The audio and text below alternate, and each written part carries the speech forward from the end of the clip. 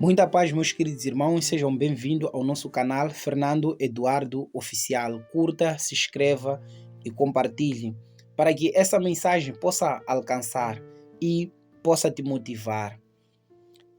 Pregação pregada por Carlos Haddon Spurgeon, a imutabilidade de Deus. Sermão pregado na manhã do dia do Senhor, 7 de janeiro de 1855. Por Carlos Haddon Spurgeon, na New Park Street Chapel, Southwark. Eu, o Senhor, não mudo, por isso vós, ó filho de Jacó, não sois consumido. Malaquias 3, versículo 6. Alguém disse que o objetivo do estudo por excelência da humanidade é o homem. Não me oporei à ideia, mas acredito que igualmente verdade que o objetivo do estudo por excelência dos eleitos de Deus é Deus. O objetivo de estudo por excelência de um cristão é a divindade. A ciência mais elevada, a especulação mais sublime, a filosofia mais poderosa, que pode ocupar de maneira única a atenção de um filho de Deus. É o nome, a natureza, a pessoa, as obras, as ações e a existência de um grande Deus, a quem o eleito chama de seu Pai.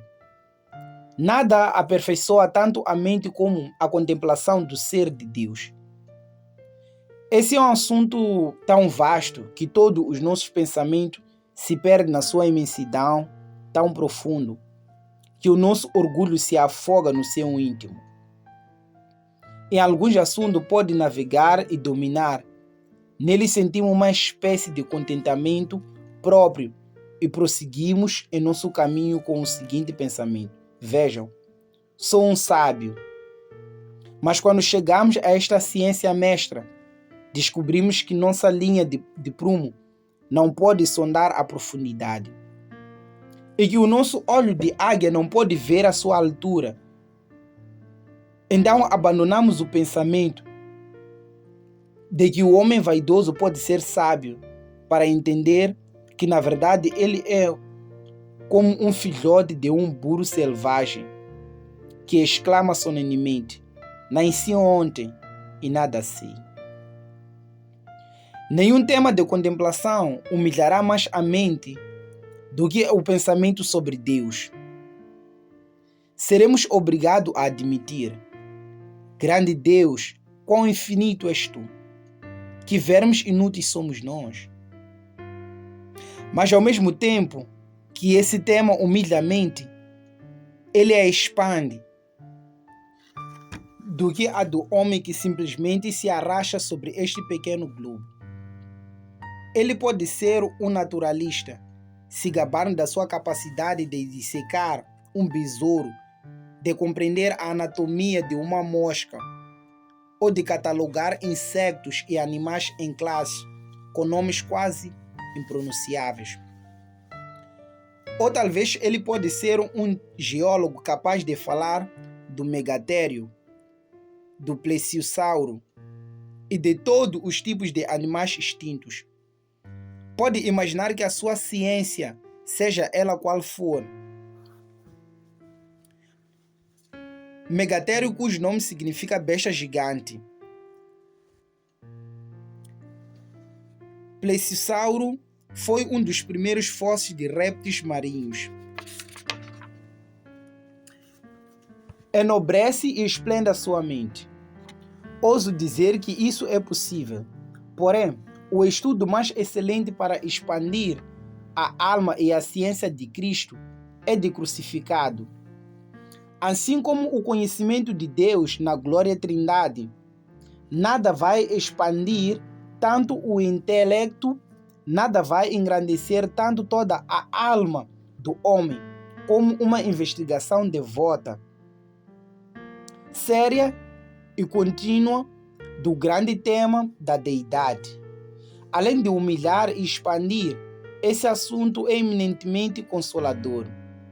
Na contemplação de Cristo, há um aguento para cada ferida.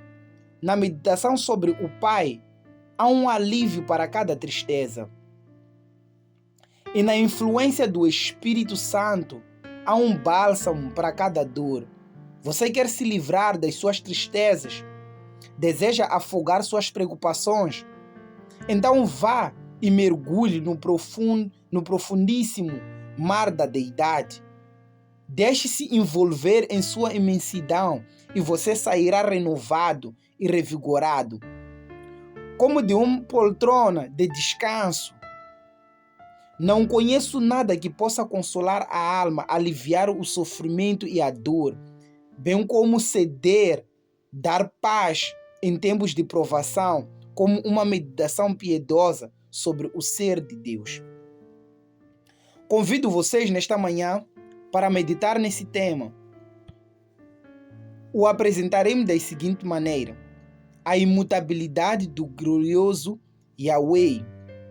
Eu, diz o meu texto, Yahweh, pois assim deve ser traduzido. Eu, Yahweh, não mudo, por isso vós, ó filhos de Jacó, não sois consumidos. Há 3 coisas que consideramos nesta manhã. Em primeiro lugar, o Deus imutável. E em segundo lugar, as pessoas que desfrutam dos benefícios dos atributos do glorioso. Os filhos de Jacó. Em terceiro lugar, o benefício que eles recebem não são consumidos. Primeiro, a doutrina da imutabilidade de Deus. Eu, Yahweh, não mudo. Tentarei expor ou aprofundar esse pensamento e depois trazer alguns argumentos para provar a veracidade dele. Exporei meu texto mencionando primeiramente que Deus é Yahweh e que ele não muda em sua essência. Não podemos dizer a você o que Deus é.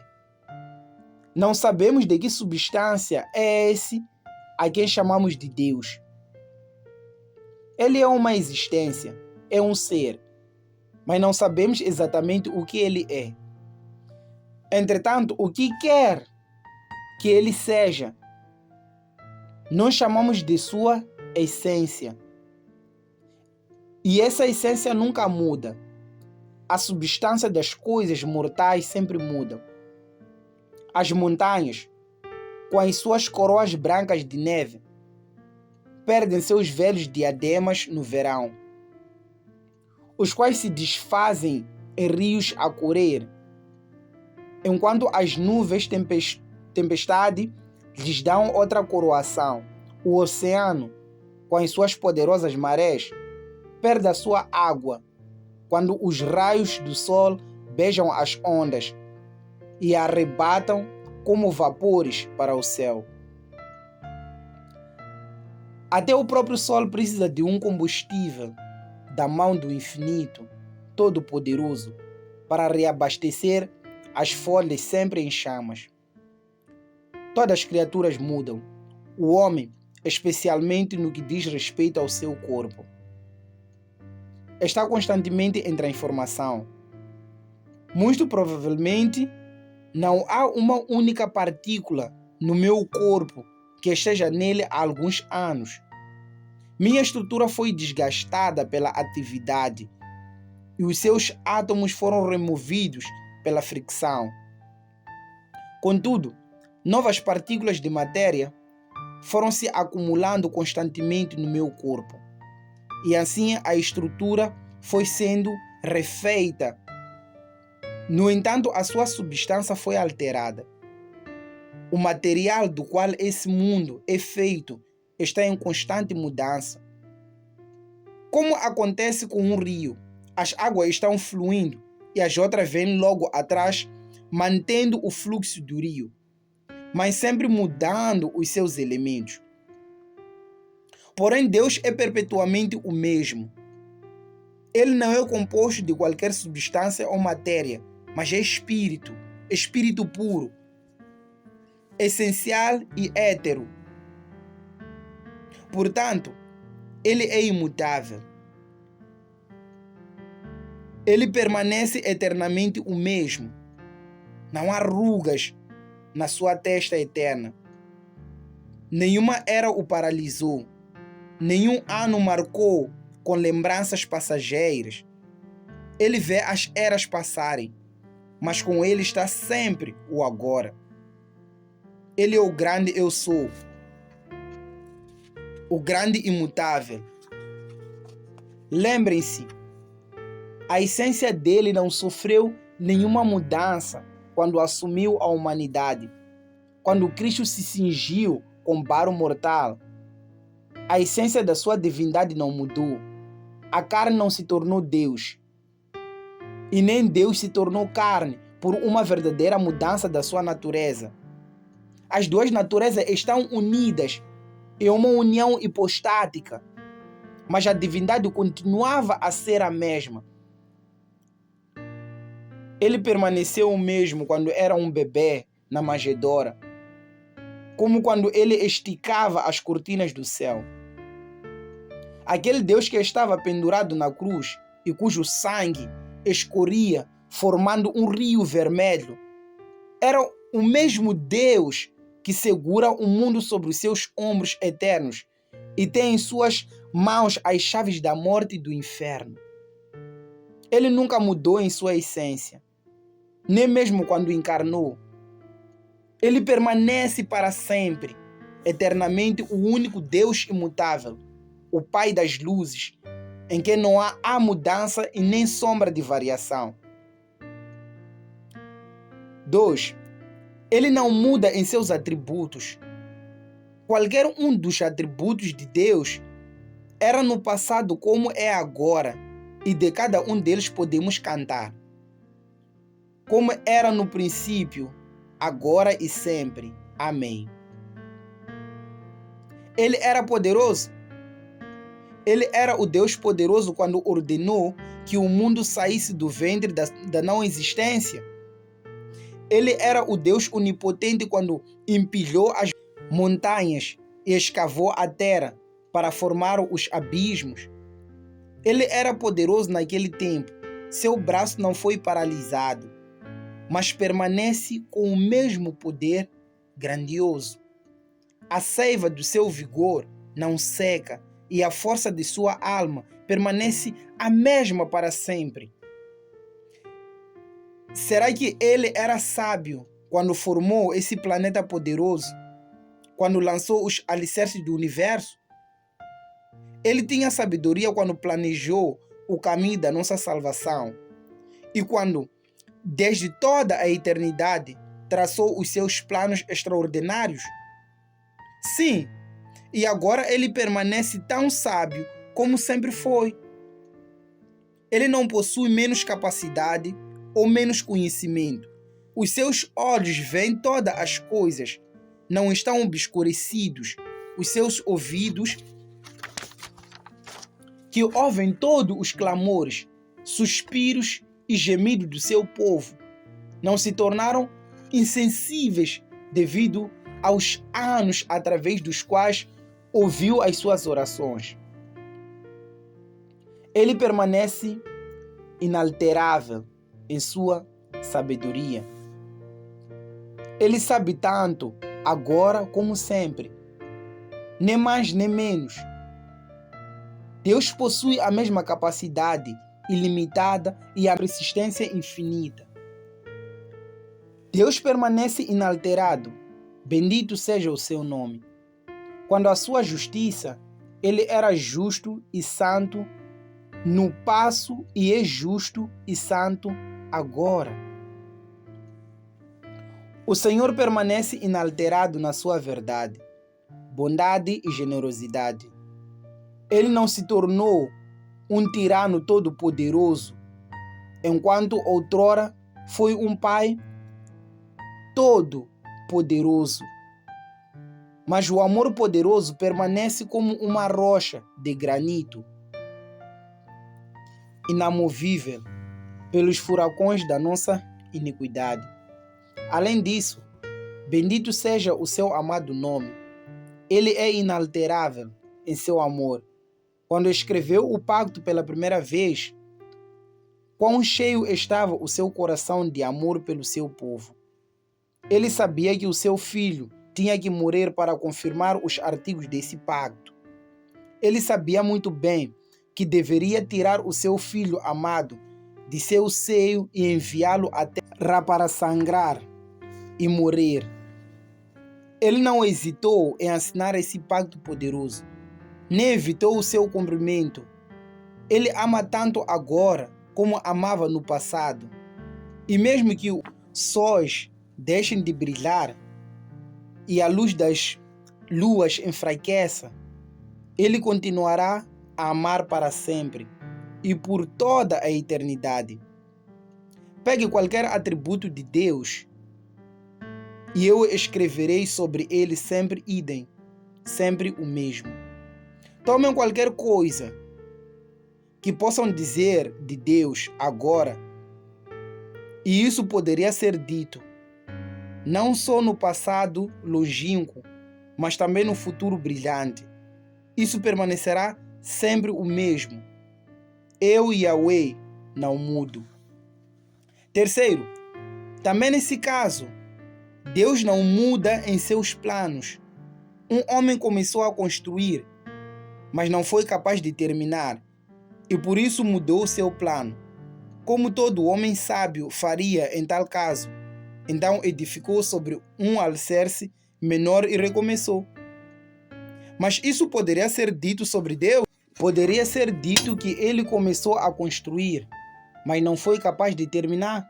Não. Quando ele tinha recursos ilimitados ao seu dispor, e quando a sua mão criava mundos tão numerosos como as gotas do orvalho matinal, será que alguma vez ele precisou parar para restaurar seu poder? Ou será que Deus precisou inverter, ou alterar, ou reformular o seu plano? Porque não o pode realizar. Mas alguém diz, talvez Deus nunca tinha tido um plano.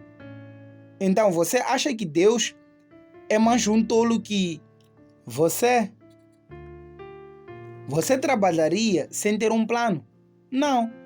Você diz, sempre tem um plano. Então, Deus tem um plano. Cada homem tem o seu plano e Deus também o seu. Deus é uma mente magistral. Ele organizou tudo em seu gigantesco intelecto, muito antes de o ter executado. E uma vez que o tenha estabelecido, lembre-se, ele jamais o mudará. Isso será feito, diz ele, e a mão de ferro do destino obedece e executa.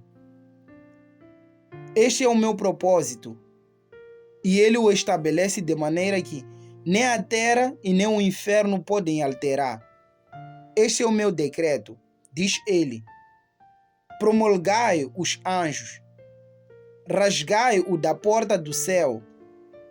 Demônios, mas vocês não podem alterar o decreto. Ele será realizado. Deus não altera os seus planos. Por que razão faria? Ele é todo-poderoso. Portanto, pode realizar tudo o que lhe apraz. Por que o faria? Ele é o todo sábio. Portanto, não pode ter planejado de forma errada. Por que ele alteraria os planos dele? Ele é o Deus eterno. Portanto, não pode morrer antes que o seu plano seja consumado. Por que razão ele o mudaria? Vocês, átomos inúteis de existência, criaturas efêmeras do dia, vocês, insetos rastejantes sobre essa folha da existência, vocês podem mudar os seus planos, mas ele nunca, jamais mudará os dele.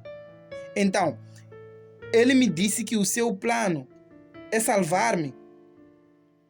Se sim, eu estou salvo.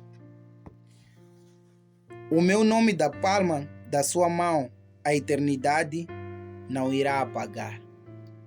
Paz e graça, meus queridos irmãos. Obrigado por ter acompanhado até aqui. Peço que não te esqueça de se inscrever, curtir e compartilhar. Amém.